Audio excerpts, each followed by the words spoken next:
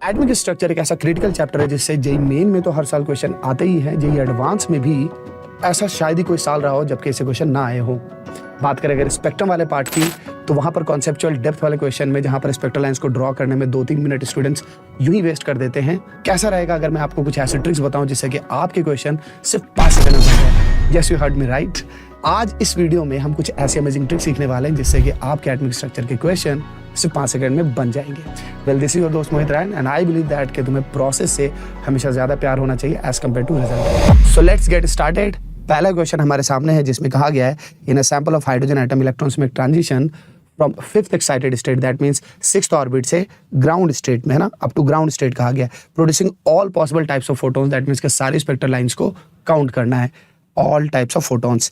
And catch है question में कि number of lines in visible region निकालना है। तो इस क्वेश्चन में जहां पर कि आप स्पेक्ट्रल लाइंस ड्रॉ करके अपने 2-3 मिनट बिताने वाले हो, 2-3 मिनट वेस्ट करने वाले हो, वहीं पर मैं आपको इसको 5 सेकंड में करने का तरीका बताने वाला हूं।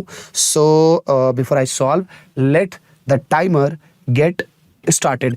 तो 5th एक्साइटेड स्टेट मतलब 6th orbit and Balmer series visible region में तो 6 - 2 = 4। सो इस क्वेश्चन को कैसे मैंने 5 सेकंड में किया ये बताने से पहले now let's move on to another question. एक और क्वेश्चन करते हैं इसी तरह का, जहां पर कि हम ये कैच करने की कोशिश करेंगे कि अगर हमें एनर्जी कंपेयर करनी है या वेवलेंथ कैच करना है तो वो कैसे करेंगे। उसमें भी मैं एक अच्छा क्वेश्चन उठा रहा हूँ जिसमें कि थोड़ी और मेहनत करनी पड़ेगी। तो the second question is this one. Yes, तो सेकंड क्वेश्चन आपके सामने है और इसमें कहा यह जा रहा है कि सपोज दैट हाइपोथेटिकल एटम, एक हाइपोथेटिकल एटम दिया गया है जिसमें कि red, green, blue and violet line spectrum दिए गए, यानी कि 4 लाइंस आपको दिखाई दे रही होंगी। डायग्राम दिया हुआ है, उसमें 4 लाइनों में आपको अलग अलग लाइनें बताई गई कि कोई ऐसी लाइन होगी जो कि वायलेट होगी, कोई ग्रीन होगी, कोई ब्लू होगी, कोई रेड होगी, राइट।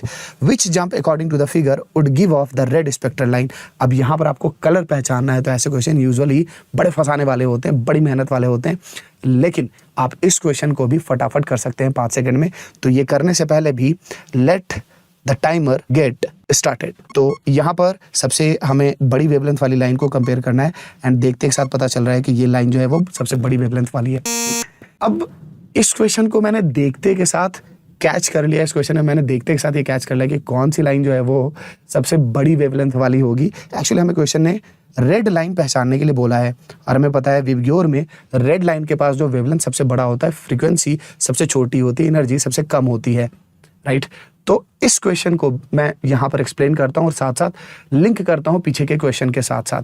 आपको करना क्या है, ध्यान रखें, हमेशा इस बात का ध्यान रखें, इस ट्रिक का ध्यान रखें कि जब भी आपको स्पेक्ट्रल लाइंस का अरेंजमेंट दिया जाए तो अरेंजमेंट के अंदर वो लाइन जो सबसे ज्यादा नीचे की ओर जा रही है, सबसे नीचे के ऑर्बिट की तरफ जा रही है, उसकी एनर्जी ज्यादा होती है।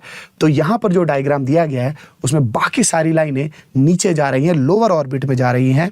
चाहे वो आप 2 से 1 वाले ट्रांजिशन की बात करें, चाहे आप 4 से 1 वाले ट्रांजिशन की बात करें, चाहे 3 से 1 वाले ट्रांजिशन की बात करें, सिर्फ एक ऐसी लाइन है जो एज कम्पेयर टू दूसरी लाइन्स के ऊपर के ऑर्बिट पर रुक रही है, यानी कि जिस लाइन को मैंने सर्किल किया है उसका ट्रांजिशन 3 से 2 है। इसका जो लोअर ऑर्बिट है वो ऊपर है और बाकी लाइंस का जो लोअर ऑर्बिट है वो नीचे है। दैट मीन्स यही वो लाइन है जिसकी एनर्जी सबसे कम होगी, और जब एनर्जी सबसे कम होती है यू नो दैट के वेवलेंथ सबसे बड़ी होती है, और सबसे बड़ी वेवलेंथ वाली ही लाइन रेड होती है। Now coming to the previous question, उस प्रीवियस क्वेश्चन में हमने क्या किया था, उस प्रीवियस क्वेश्चन की अगर बात करें तो यहाँ पर हमारे पास 5th एक्साइटेड स्टेट की बातचीत थी, राइट। एंड हमसे कहा गया था कि ट्रांजिशन 6th ऑर्बिट से कहाँ होने वाला है, ग्राउंड स्टेट में। तो अब अगर ग्राउंड स्टेट की बात करें तो वैसे तो हमें पता है कि ग्राउंड स्टेट के अकॉर्डिंगली अगर आप ये वाला फॉर्मूला लगाते हो n × n - 1/2 तो आपके पास total number of spectral lines वो आ जाएंगी 6 - 1 / 2 = 15। बट क्वेश्चन आपसे total number of spectral line नहीं पूछ रहा है, ना ही आपसे क्वेश्चन किसी और स्पेक्ट्रल सीरीज के बारे में पूछ रहा है। ये क्वेश्चन एग्जैक्टली आपसे विजिबल स्पेक्ट्रम में कितनी लाइंस आएंगी इस पर डिस्कस किया जा रहा है। तो जब भी कभी किसी स्पेक्ट्रल सीरीज की बातचीत की जाए और उस स्पेक्ट्रल सीरीज को बिलोंग करने वाली लाइन के बारे में आपसे पूछा जाए तो हमेशा आपको सिर्फ इतना देखना है कि इनिशियल ऑर्बिट क्या था, Ni, एंड आपको ये देखना है कि जिस सीरीज की बातचीत की जा रही है उस सीरीज का लोअर ऑर्बिट क्या होता है। तो चूंकि विजिबल रीजन की बातचीत की जा रही थी एंड यू नो दैट के विजिबल रीजन, दैट मीन्स आपको बातचीत करनी है बाल्मर सीरीज की जिसका लोअर ऑर्बिट सेकंड होता है, राइट। तो आपको इनिशियल ऑर्बिट देखना है, लोअर ऑर्बिट देखना है, दोनों को माइनस करना है, दोनों का डिफरेंस लेना है, and that will be your answer. इस ट्रिक को फॉलो कर सकते हैं आप।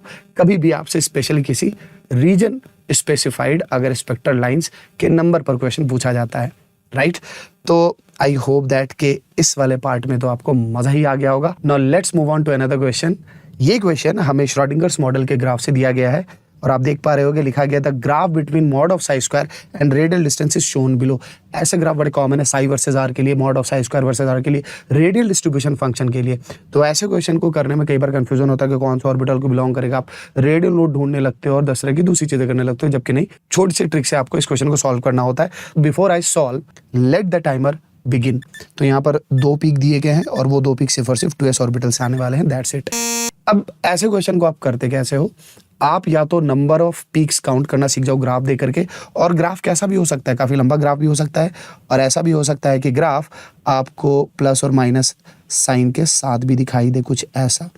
चाहे कैसा भी ग्राफ हो, ध्यान रखना कि नंबर ऑफ पीक्स चेंज नहीं होते। अगर हमने यहाँ पर नंबर ऑफ पीक्स में इसे 1 और इसे 1 + 1 2 काउंट किए हैं, तो यहाँ पर भी ये पीक और ये पीक मिल करके 2 हो जाएंगे। नीचे जो पीक होता है वो भी काउंट होता है। ये गलती बिल्कुल भी ना करना कि नीचे वाले पीक को काउंट ना करना। कई बार हो सकता है कि ग्राफ और भी लंबा हो, लेकिन उससे फ़र्क नहीं पड़ता, और हो सकता है रेडियल डिस्ट्रीब्यूशन फंक्शन का हो। चाहे कितना भी बड़ा ग्राफ हो, चाहे कितना भी छोटा ग्राफ हो, ये आपके नंबर ऑफ पीक्स चेंज नहीं होने वाले, राइट। तो मैंने एक रेडियल डिस्ट्रीब्यूशन फंक्शन का ग्राफ लिया और उसे भी आर के साथ प्लॉट किया। उसमें नंबर ऑफ पीक्स आपको 4 दिखाई दे रहे हैं। अब कई बार होता है कि नंबर ऑफ पीक्स में अगर मान लीजिए आपको लगता है कि बड़े ग्राफ है और नंबर ऑफ पीक्स काउंट नहीं करने, आप n-l की वैल्यू अगर निकाल लें तो वो भी आपको नंबर ऑफ पीक्स देती है। और n-l यहाँ पर आप देख रहे होंगे एग्जैक्टली जो n-l की वैल्यू है वो 2 के बराबर इस 2s ऑर्बिटल के वैल्यू से मैच कर रही है। तो आई होप दैट कि आप अब एटॉमिक स्ट्रक्चर के क्वेश्चन में टाइम नहीं लगाएंगे, स्पेशली स्पेक्ट्रम और श्रोडिंगर्स मॉडल के ग्राफ वाले पार्ट में तो बिल्कुल ही नहीं लगाएंगे। तो ढेर सारा प्यार और ढेर सारी दुआएं आपको। मिलते हैं अगली वीडियो में, तब तक के लिए all the best, take care.